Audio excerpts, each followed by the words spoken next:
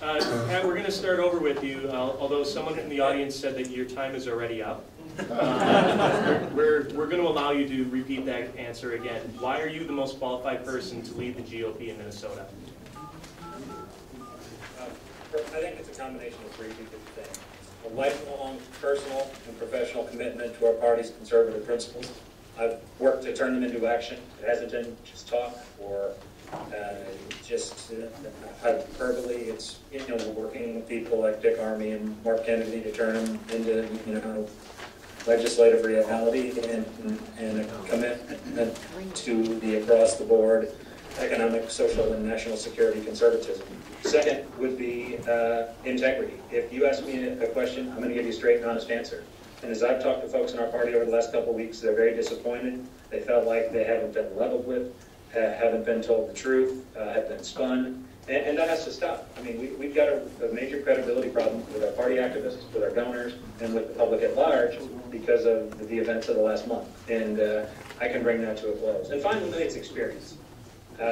As I've said, I've worked at this for a long time. I've had the privilege to work for some great people on behalf of some important causes, the things we believe in. And I'll be ready to come in on day one with a plan, a political plan, a communications plan, a fundraising plan, and a real budget that means something that we can start to implement and get it done. Time is short, and money is going to be shorter, and we can't afford to lose any more of either. And as your chairman, I'll be able to come in day one, get this ship turned around, and make sure we win in 2012, and actually pass our ideas into law, be they in school boards, county commissions, or the state legislature. Thank you very much. Towards Pat, and get you a question. All right, Pat, you were a paid political consultant to national interest and stand to gain substantially to improve, promote, and build your political consulting practice because of tremendous access to the RNC and the inner workings of state parties. How can you assure members of the party that you have their best interest in mind and not your personal interest? Well, I think that's a very fair point, but I think right now it's about getting a very serious job done at a time when our party's in crisis. Let's be honest. And I don't know that anybody, I'd defer to Todd or to Terry to say that right now that the Republican Party chairmanship of Minnesota is a stepping stone to bigger and better things. I mean, this is the classic moment where I'd applaud Terry. I'd applaud Todd for running right now because, the party desperately needs people when times are tough. When times are good, when you're riding high, people will be falling out of coming out of the woodwork to run for things because everybody's happy. I mean, it's times like these when your party really needs you, it shows who's truly committed. And so, this isn't about some sort of personal benefit. I want to do this job for 1 year to serve out the remainder of the existing term. I don't want to get paid. I know plenty. Honestly, I'm lucky to have worked for a lot of great people and developed some terrific relationships. For me, this job is nothing more than solving some really serious problems, getting us out of debt, getting the party restructured and reformed, and winning in 2012 so that then we have rebuilt ourselves and put ourselves in a position where we can then in 2014 get rid of Mark Dayton and Al Franken and the rest of the Democrat constitutional officers.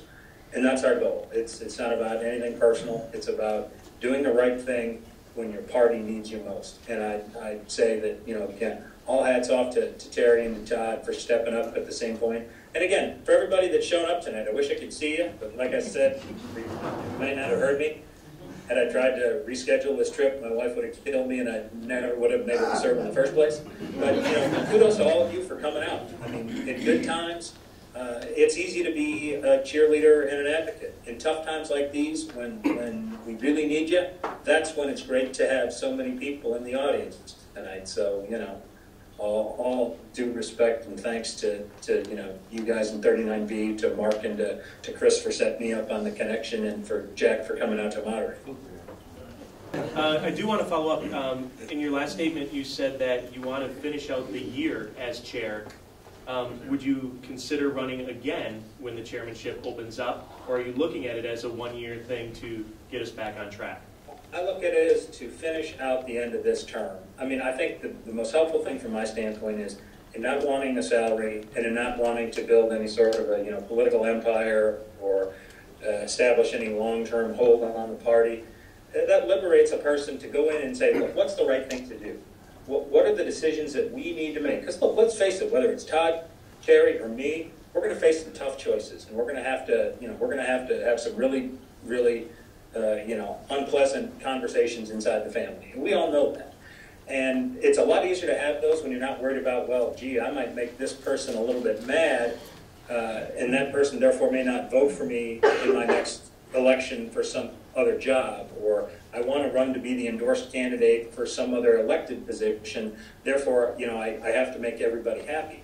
I mean, I think we have to, get over, sweeping problems under the rug. I mean, I think we have to level with one another, be honest, realize that, look, not everything's going to go perfectly. We're going to lay some great plans. We're going to lay a plan. Not everything's going to work. But when they don't, we need to be honest with one another and say, look, these 3 things are going great. These 2 need to be fixed. Here's my idea for how we fix them. What do you all think? And then let's move forward. But the era of, hey, let's just, pretend everything's great. Don't ask questions. Don't probe and ask why. That's got to end. And, we've just got to move forward together to get these problems solved. And not wanting to do it for the long term, I think helps a person really, approach it in the context of what is the right thing to do. All right. And in fairness, seeing that you're not in person, you haven't seen the people that are here. There's probably about 85 people here right now in a room that fits 100. And I should let you know that there are members of the press off that direction right there. At least the Star Tribune and Pioneer Press are here, and a few others. And we are being videotaped from SD45, so I wanted to be transparent with you about that and let you know what's going on besides the view screen. I'd say the exact same thing if they were in the room as if they weren't. So, I mean, what we face is a pretty straightforward set of circumstances. I did not write these questions, but Pat, you stated on Late Debate Radio Show at latedebateradio.com, latedebateradio.com, 95.9 FM, that you do not know what you could have done differently to beat Amy Klobuchar in 2006 when you're involved in Mark Kennedy's race. You've had 5 years to think about that race and been involved in many successful campaigns since then.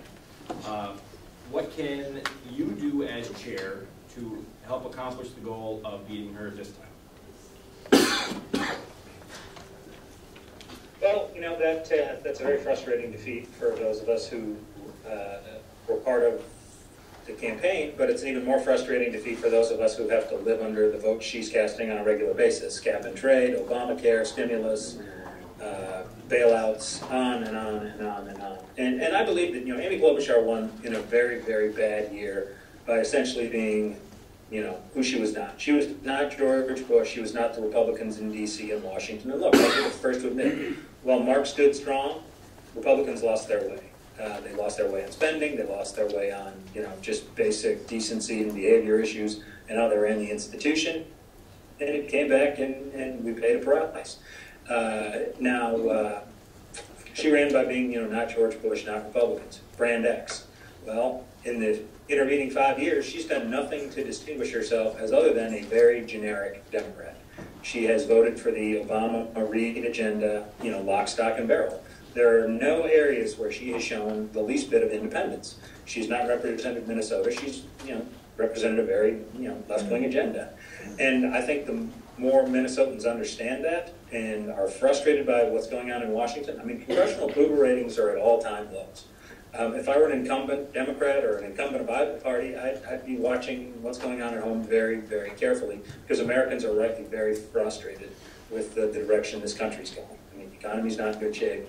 Our budget's a mess. There's just basic dysfunction in Washington, and you only have to watch the last deal that got cut before they got out of town to notice that. And so I think that our candidates do have an opportunity. They have to do some basic groundwork, basic campaign work, raising money, laying out the Klobuchar record, and making Minnesotans aware of what's going on. I think as a party, we can certainly help with the making Minnesotans aware of the vote she's cast. And I think that once they're aware, you really, really open a door for our candidates to walk through it. But I think, and that's one of the things I really believe we've got to excel at as a party. We have to be the primary vehicle of message delivery for people to understand the difference between our party and the other party, between our endorsed candidates and their candidates. Because there are some very big and very profound differences that if we don't make some changes, our kids, grandkids, and the next generation are not going to inherit the kind of country we inherited from our parents. And so we really have to point out the Klobuchar record on a repetitive basis.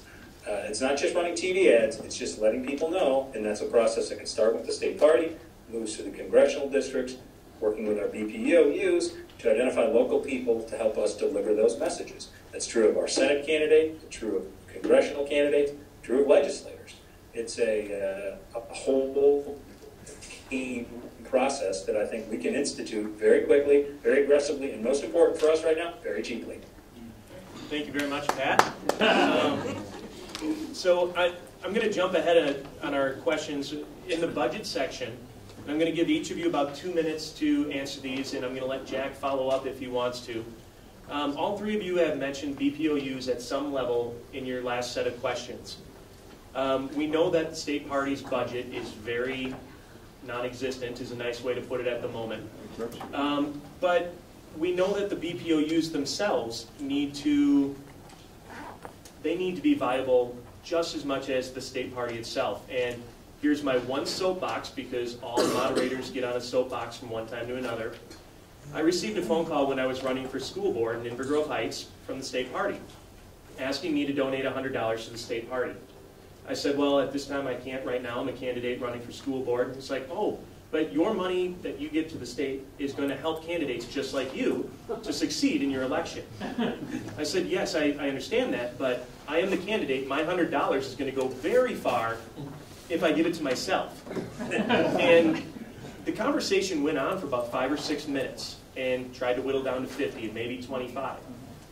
There's a disconnect to a certain extent between BPOUs and the state on how to raise money and who that money should go to, BPOUs or the state party.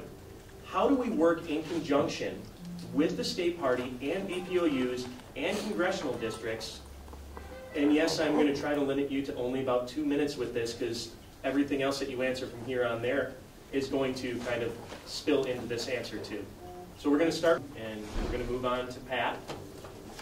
Fundraising is probably the area where time is the shortest. I mean, again, once we have this election, we're going to be 10 months and 7 days from the election of 2012, which is very, very important for us. We don't have a lot of time to play catch up. We've already lost a very significant amount of time, and we're going to have to look at it in two respects. One, there's clearly the debt service function, which I'm sure we'll talk about tonight, and I know we're going to hear much, much more about over the next few days. Then there are the things that are in front of us in terms of election 2012. And absolutely, we've got to fund our party, we've got to fund our congressional districts, and we have to adequately fund our BPOUs, because they're going to do the critical work. They're going to be maintaining our majorities in the House and Senate, getting our congressional delegation reelected, and then taking advantage of whatever opportunities. I think we have to look at it as an all of the above. I think we're behind, very, very significantly behind in online fundraising and using social media. I mean, I've done work in several states in the last couple of years where we went gangbusters in online fundraising. I think the party, frankly, has become much, much too reliant on our phone bank.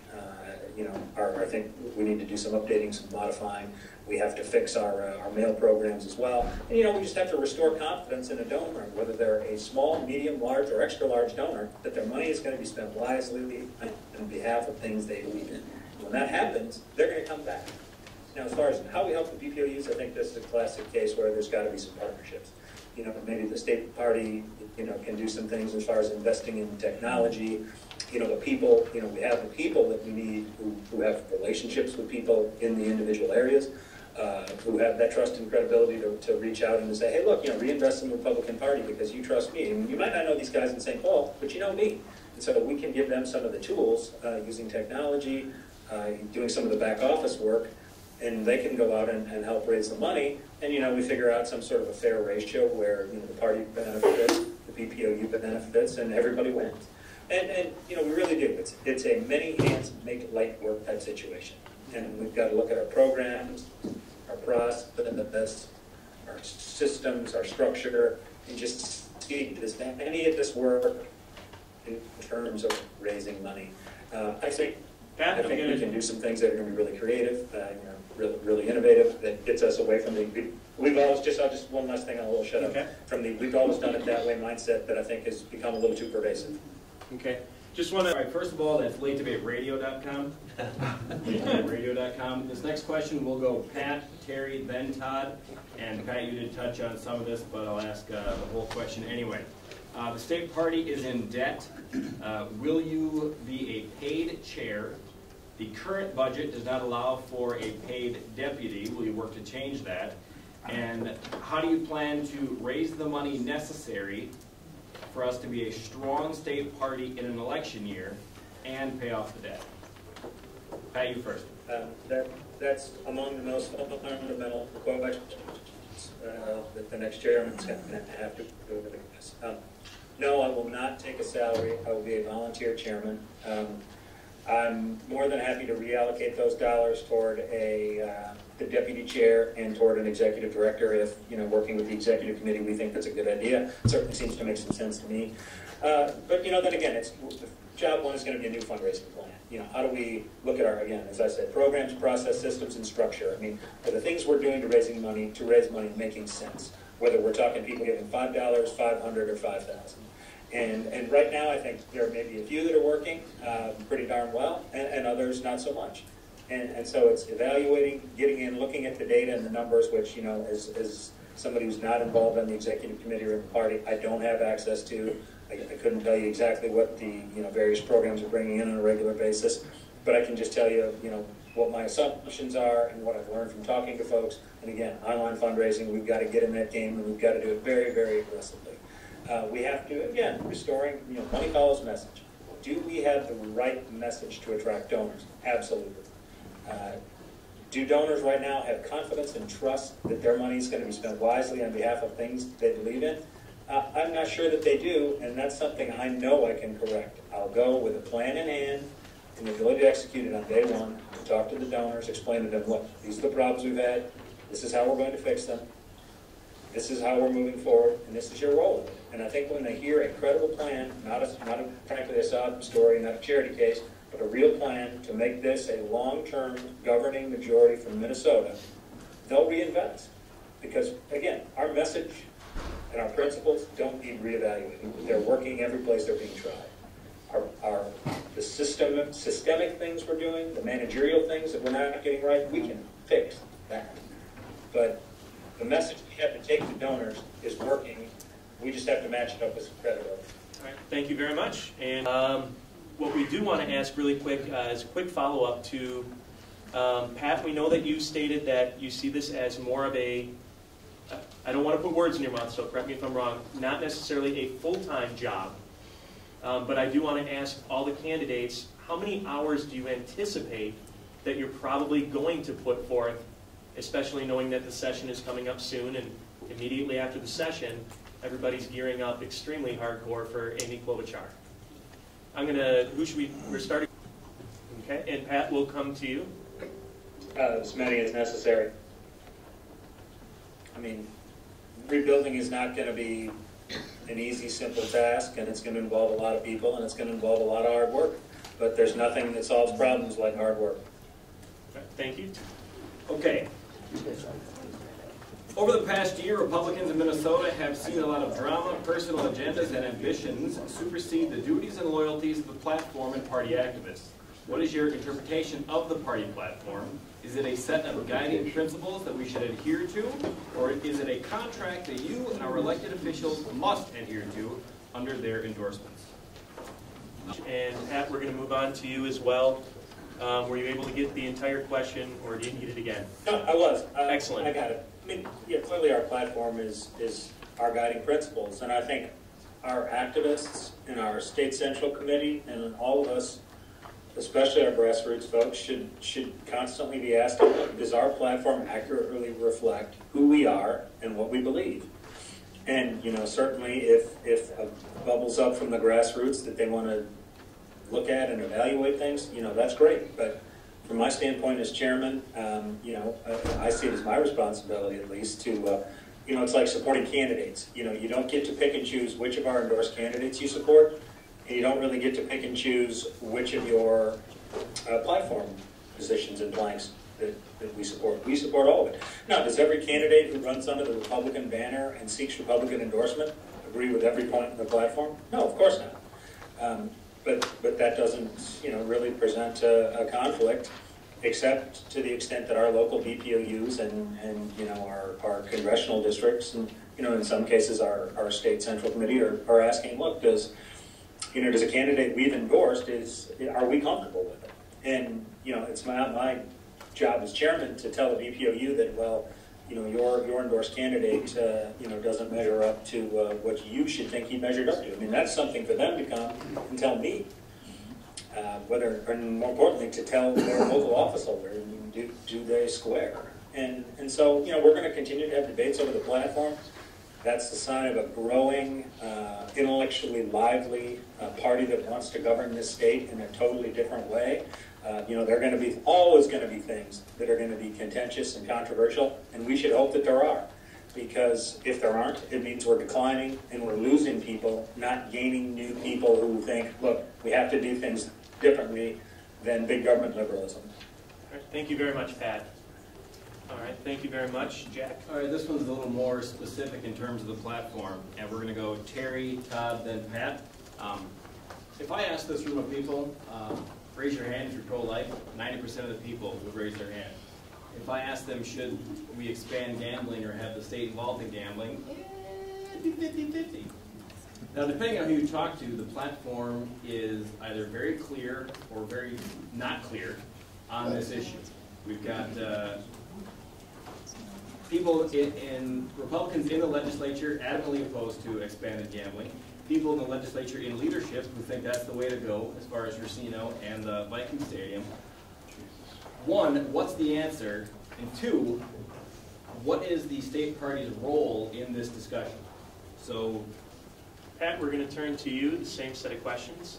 No, that's correct. We do have people all over the place, including our new Senate leadership, have some different positions, and that's something that's going to get hashed out. But Todd makes the right point, which is the platform speaks on it.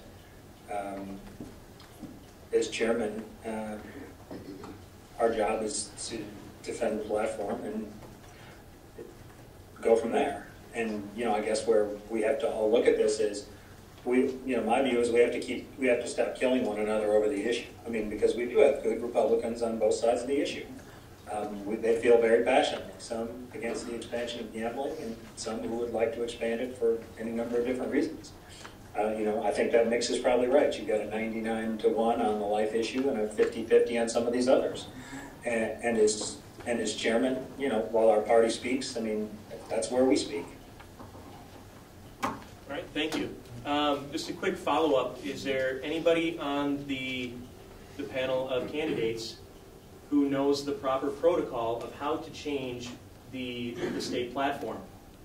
Because most BPOUs are aware, but sometimes, as you said, when you start talking either to the general public or even to a lot of the BPOU members who want to be involved to a certain extent but don't understand the inner workings, they don't have the slightest idea of how to change the party platform. It's not as easy as saying, all right, we'll take those 14 pages, have someone edit them, and bam, it's good to go. So is there anyone who wants to jump in first and tell us? And then whoever says it, if anyone else wants to, at that point, say it's either right or wrong or there's more to it, jump at it. Hey, Todd or Pat, do either of you want to add to that at all?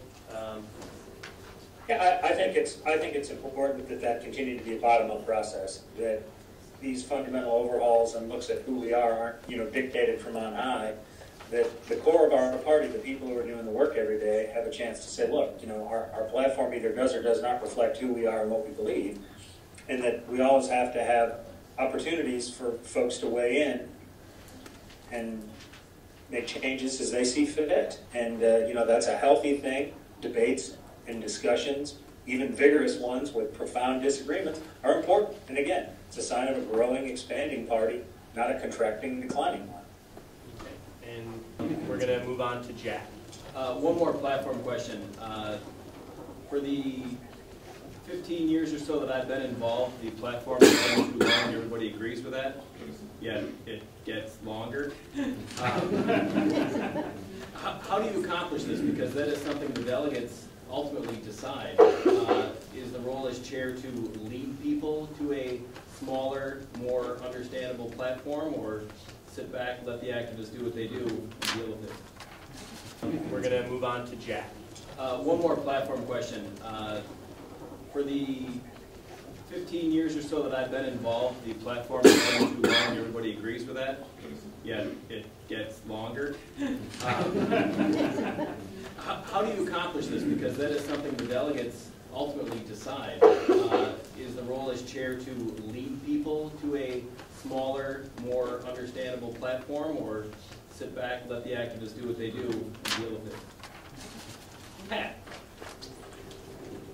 I think, while it's a bottom-up process, I think as chairman, one of our issues is challenges is really we have to make sure everybody has a clear understanding of roles and responsibilities, whether you're the chairman, an executive committee member, a BPOU leader, a CD chairman.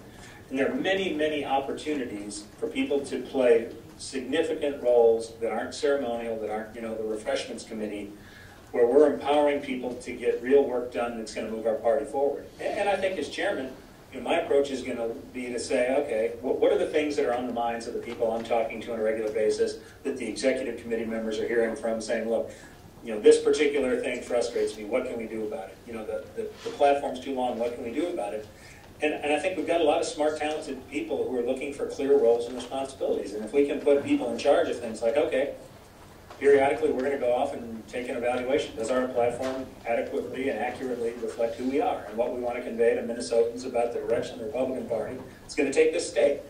And then we put some smart people from all over the state in charge of taking a look. Great. Same thing with fundraising. Same thing, is the message that's coming out on the radio and in mail pieces and the internet and TV, is that accurately reflecting who Republicans are? Does our party system and structure work? Are we doing things in ways that make sense? I guess the way I put it throughout this campaign is, look, our values and principles are strong and solid. They don't need reevaluating, but everything else does. And let's not be afraid to have honest and even heated discussions about this kind of stuff. But when we get done, let's agree to move forward together and not keep airing these disagreements in the newspapers every time we turn around. As I look over to the newspaper folks. All right, thank you very much. We're going to move on to a new category before we enter into audience questions. The category is the changing face of Minnesota politics. And again, for those of you who see my face on that screen right there on live stream, I am so sorry. The issue with the Minnesota Party grapples with, it's different than it's been in the previous years in Minnesota politics and in national politics.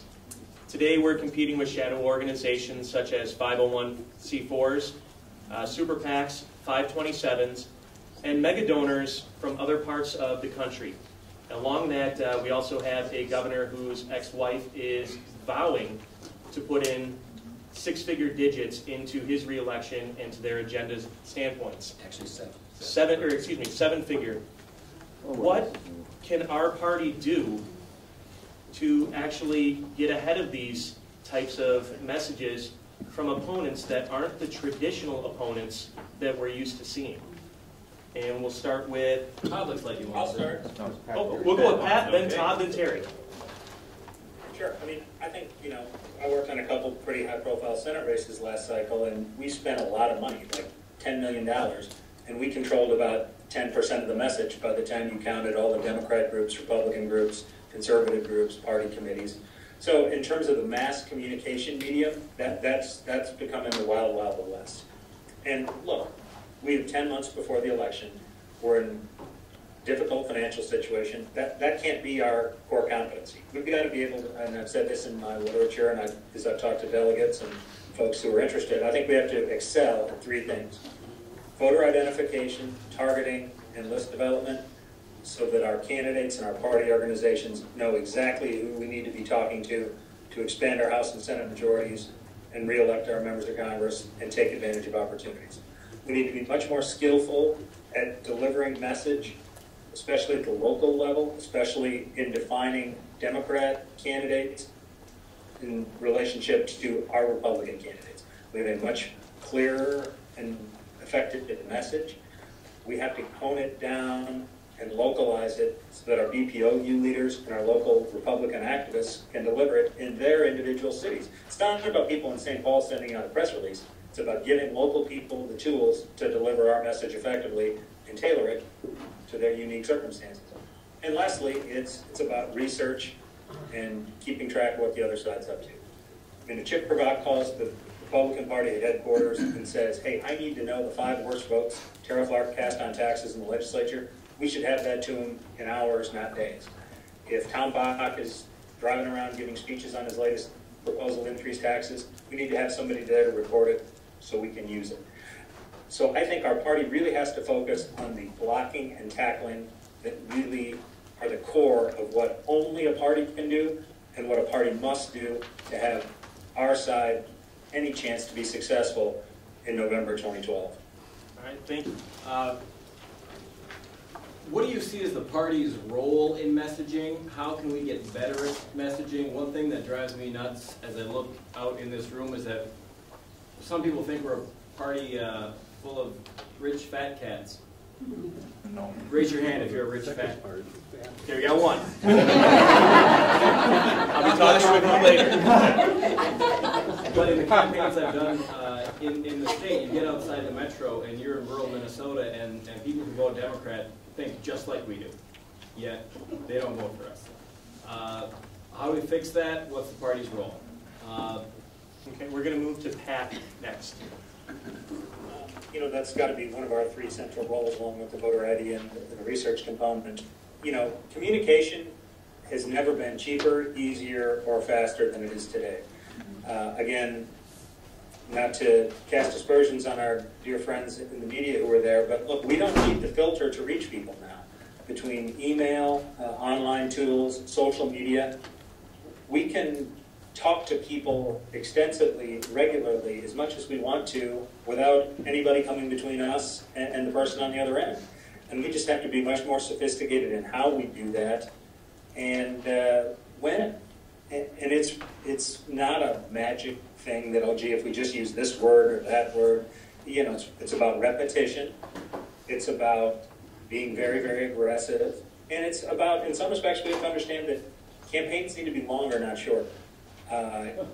When incumbents, in my view, thrive on anonymity. People really don't know what they do. They're, you know, they get a piece of taxpayer-funded mail talking about all the great things they're doing. They show up in the local paper, they're reading at a school, they're at a ribbon cutting, and people think, oh, you know, generally nice person. Seems all right. You know, they don't seem like one of these wild and woolly liberals. And then the political silly season starts, and, you know, 100 pieces of mail and nonstop television ads and everything else comes. And they don't know what to think or what to believe, so they default to, well, you know, the guy I saw in this newsletter a couple months back seems okay to me.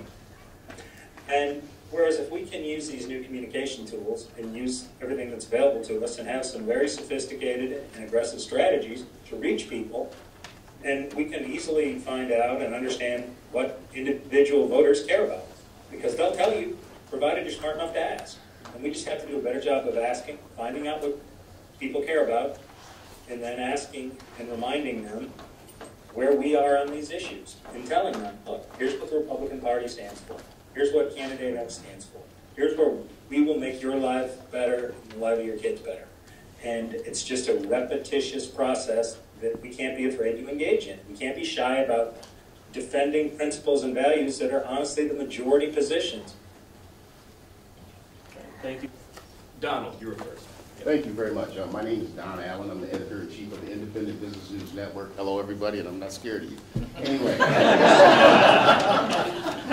here goes my question. From 2006 to 2010, the Republican Party, Minnesota GOP, has virtually ignored the 5th and 4th congressional districts. When I say that, and I've got the question coming, just give me like 30 seconds here to No, I'm just writing it so I can repeat it for the mics. Okay, and so what has happened is you've had no engagement in the minority ethnic community. You've had candidates that run for state auditor in 2010 that lost with right under 6,000 votes. and never came into the minority ethnic community at all whatsoever. Okay, you had Mark Dayton's, one of the ex-wives opened Impact Minnesota. And I actually went and interviewed the executive director of the 501c3, who told me on film that they were dropping lick for Mark Dayton and Hayden and Bobby Joe Champion, Representative Champion, to be respectful. They're not here, so I don't care. But the thing is, at what point does the Republican Party of Minnesota decide that I'm sick of trying to support sacrificial lambs in the 4th and 5th Congressional District? And that's what's going on right now. We have a couple in the room that don't know it, that have no clue. Okay? But anyway, my question is, at what point will you start to really engage the black community without tokens, celebratory Negroes that come to the Minnesota GOP that represent some candidate that don't have a clue on how to do this? At what point does that happen? Why don't you run? I am. Yeah. Chair? There you go. I could run for chair and raise $1 million in 3 months. Oh, let's say you get the job. Okay, here's what we're going to do really quick for the sake of the microphones. We all heard well. What can you as chair do to increase minority involvement not only in candidates, but as party activists in Minnesota? And let's start with Pat. Yeah, I think it's a pretty basic, fundamental that people aren't going to vote for you if you don't ask and you don't actively compete for their votes. I mean, there is no place where the failures of liberalism are more acutely felt than in the 4th and 5th districts. Sure. And it's time for us to get serious about talking to people about how our vision for this state is going to improve the lives out of some of our least fortunate citizens, but also folks who are, as Terry mentioned, they're growing businesses, they're trying to get those first rungs on the ladder of opportunity, they're looking for good schools for their kids that aren't dysfunctional because of government-enforced monopolies. And I think we have some messages that are very powerful in terms of economic opportunity, educational advancement, and the place at the table of prosperity that so many folks are looking for. And again, this is a case where we have to go to talk to people. We've got to get to know them.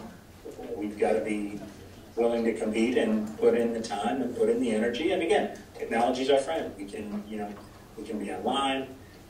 We can aggressively work at it. And it's time to just stop saying, well, the 4th and the 1st, 5th district, those are lost. We'll just go. I mean, hey, how many people thought Chip Kravach was going to knock off Jim Oberstar? There weren't a whole lot of people in the world who thought that was going to happen. Well, it's the Iron Range. It'll never happen. It'll never flip. Well, Chip worked hard. He put together the right plan, did the effort. We got it done. The 4th and the 5th district, especially after redistricting, they're not gone, especially if Republicans start to take those communities seriously. All right, thank you, Pat. I had a question coming from the second row up here first. Joe Renley, White Bear Lake. I've heard a lot of talk today about messaging. And to go off of what Don had to say, Democrats go out into the marketplace every day, marketplace of ideas, and say, we care about you. Here's what we're going to do for you. I heard it several times tonight.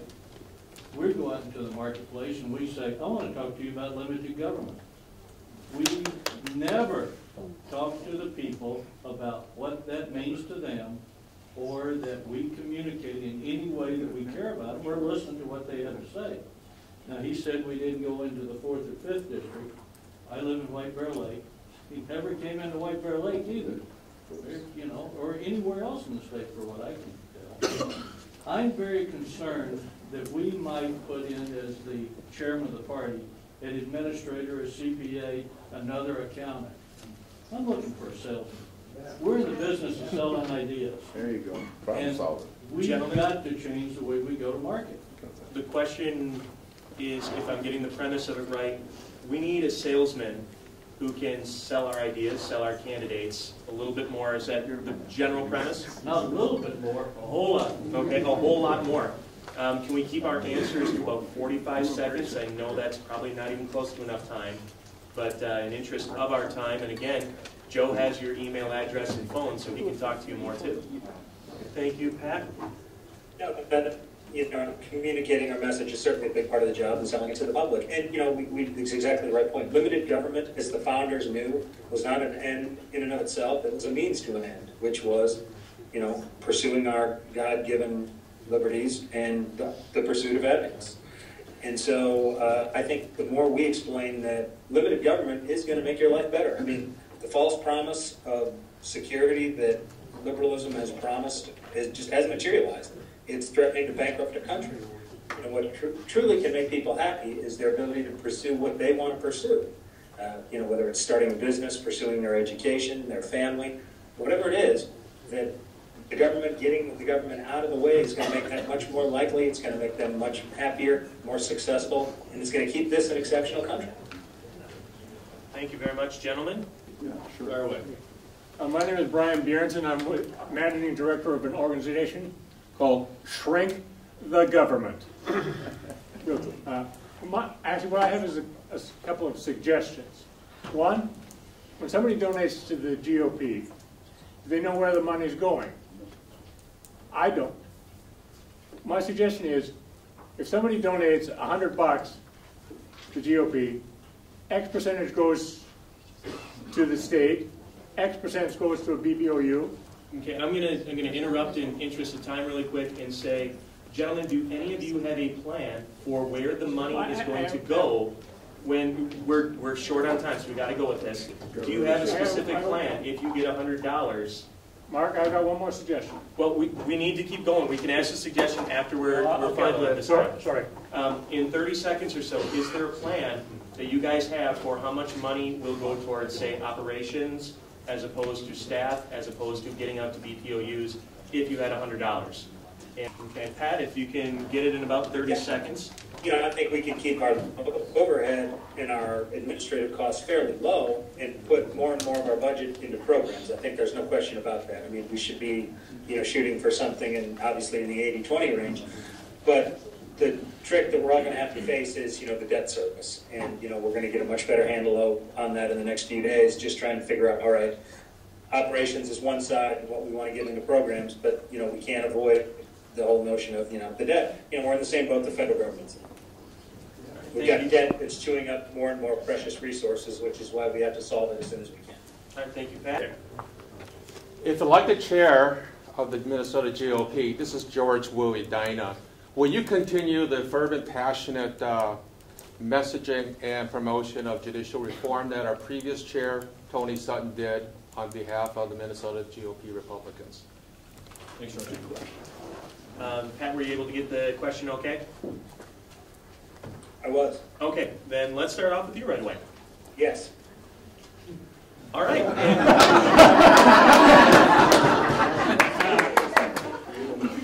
We'll have awkward silence and okay, Terry. I think the last point was a good one. I'll just sort of segue a little bit, which was transparency and openness. I think that's got to be the watchword of the judicial process as well as our party's operational process. We have got to get back to being straightforward with one another about what we're doing and how we're doing it. And, again, Mike Vekich and Jeff Johnson are going to give us a whole host of information on Saturday, and it's going to be very enlightening and probably unpleasant. But, I think the more we can be open, honest, and straightforward in those sorts of things, the better off we're going to be moving forward. Thank you very much.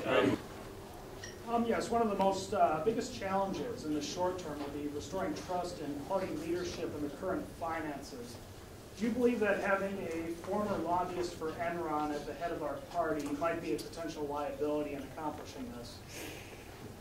All right, we're gonna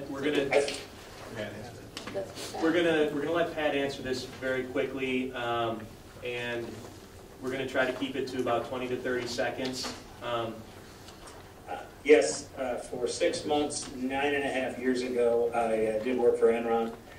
There are some very interesting and comical internet rumors about what I knew, which was basically nothing. Other than stupidly after, I basically felt like the last guy that got into the Ponzi scheme. So,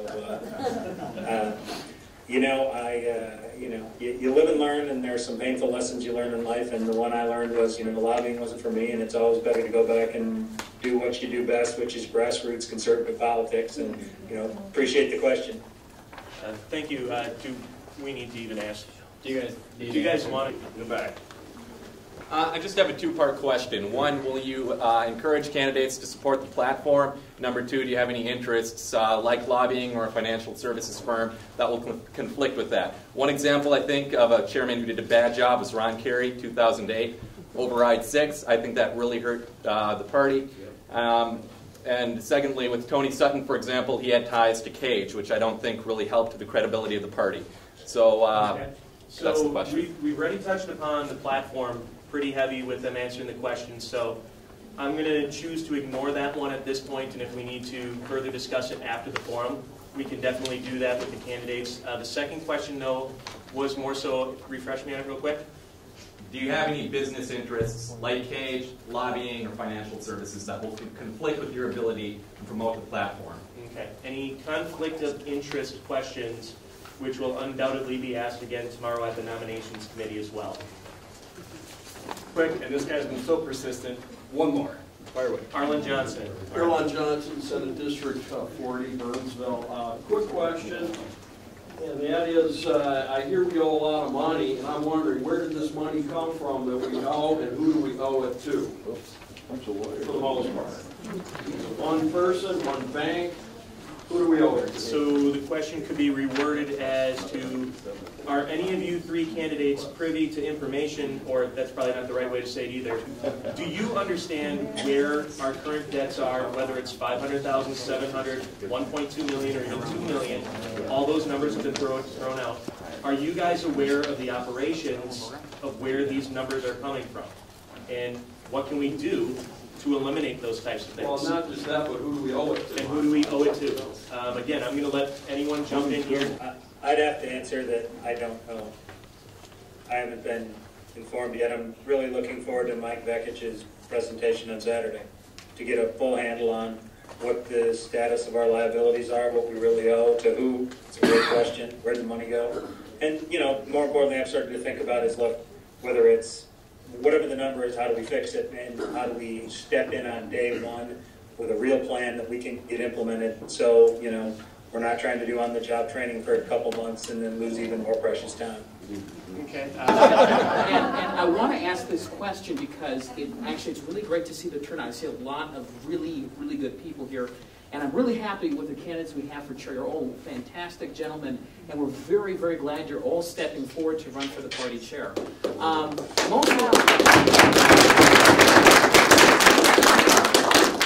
also glad that you all have names that we can pronounce. Having a Finnish name is tough, and I keep on debating with my dad if I'm going to end up changing my last name before I run for office. That's still a verdict. One question I have is a question that I know a lot of people have here, and it sort of boils down to one. In our party, we've had a history of a certain amount of conflict between the coordinating function of the party in St. Paul and the BPOUs across the state of Minnesota, whether they're a House district or congressional district. There's a lot of damaged relationships one way or the other. And there's a lot of mistrust that has been generated by this legacy that we have. How, as chair, are you going to move us forward from there? Restore that trust and repair those relationships to make sure that the BPOUs really are working in hand with the state party, so we don't have to waste energy on those kind of conflicts ever again. And with all three of those questions, which translate into about 12 questions, you guys have about 30 seconds each to respond. Again, whoever wants to jump in first. And it looks, Pat, do you want to jump in? Sure. Yeah, I think it's really simple. It's one, have a plan, be able to implement it right away, give everybody a sense of commitment and buy-in to it, make sure everybody knows what their roles and responsibilities are so we can all get to work, and then deal honestly and straightforwardly with everybody that we meet along the way, and let them know the truth about what we're trying to accomplish, and, you know, focus on making good decisions for the right reasons, not personal ambition or empire building. Thank you. Pat? Thanks very much to the folks in 39B for hosting tonight, to Jack and to Mark for moderating, for all of you for putting up with me on a Skype hookup. I hope it hasn't been too much of a pain to try to hear and see me. You know, thank all of you in the audience who really have stuck by your party and are your passion, and your commitment, even through tough times. Again, it's easy to be a fair weather friend or a fair weather activist, but those of you who are sticking through it and fighting to make it better, that's who deserves real kudos. I ask for your vote and your support because, as I said in my opening, I can bring three things. A lifelong commitment to our party's conservative principles, all of our principles, all of our candidates delivered proven results. I've got the experience that we need right now. Look, everybody believes that they'd be the best candidate.